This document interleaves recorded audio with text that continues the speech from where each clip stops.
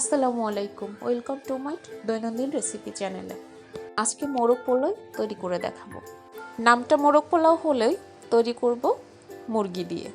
মুরগির পিসগুলো ম্যারিনেট করব। তার জন্য আমি এখানে 1/4 কাপ টক দই নিয়েছি, সামান্য লবণ আর লাল মরিচের গুঁড়া।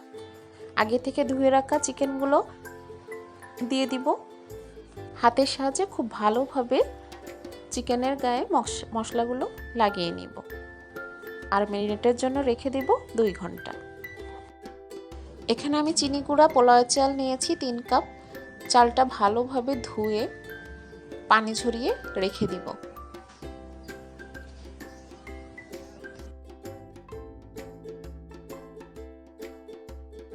একটা প্যানে পরিমাণ মতো তেল দিয়েছি, কিছু গোটা মরিচ দিয়ে ভেজে নিব।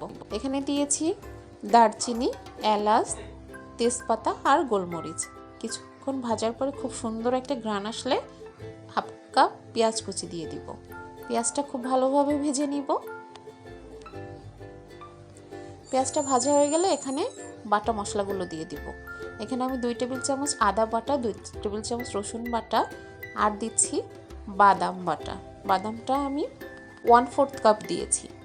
আমি চীনা বাদাম দিয়েছি, আপনারা চাইলে অন্যান্য বাদামও দিতে পারেন। আর দিচ্ছি 2 টেবিল চামচ জয়ফল ও জয়ত্রী গুঁড়া, সাথে দিয়ে দিচ্ছি জিরা গুঁড়া।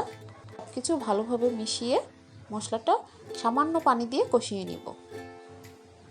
মশলাটা খুব ভালোভাবে কষানো হয়ে গেলে ম্যারিনেট করা চিকেনগুলো দিয়ে দিব।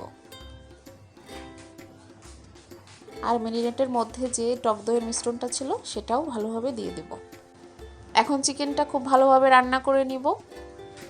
চিকেনে কোনো পানি ব্যবহার করব না, এজন্য চুলার জালটা মিডিয়াম আঁচে রাখবো, যাতে আস্তে আস্তে চিকেন থেকে পানি বের হয়ে ওই পানিতেই যেন চিকেনটা ভালোভাবে সিদ্ধ হয়ে যায়।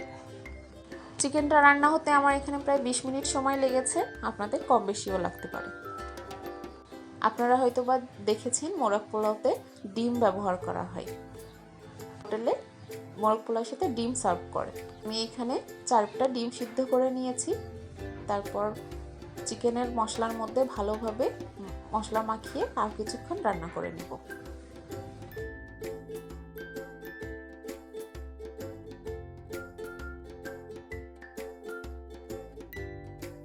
ডিমটা দেওয়ার পর 5 মিনিট রান্না করে নিয়েছি। এখন আমি চিকেনটা মশলা থেকে আলাদা করে উঠিয়ে নিব। সাথে ডিমগুলো উঠিয়ে নিচ্ছি। মশলাটা আলাদা রেখে দেব, এটা আমি পরবর্তীতে ব্যবহার করব।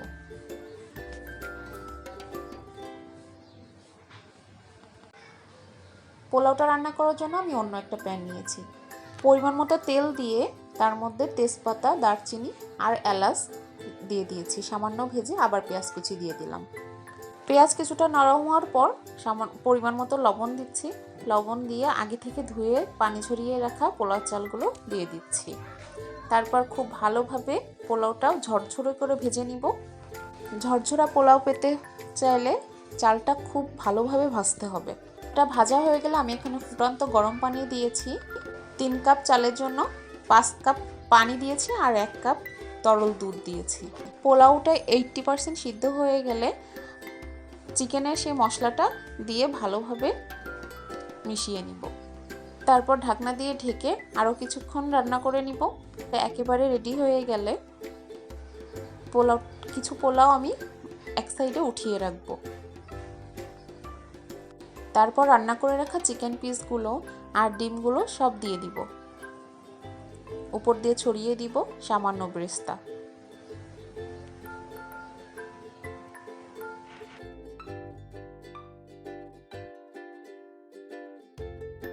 তারপর ওই যে উঠিয়ে রাখলাম কিছু পোলাও, ওইগুলো দিয়ে সব কিছু ঢেকে দিব।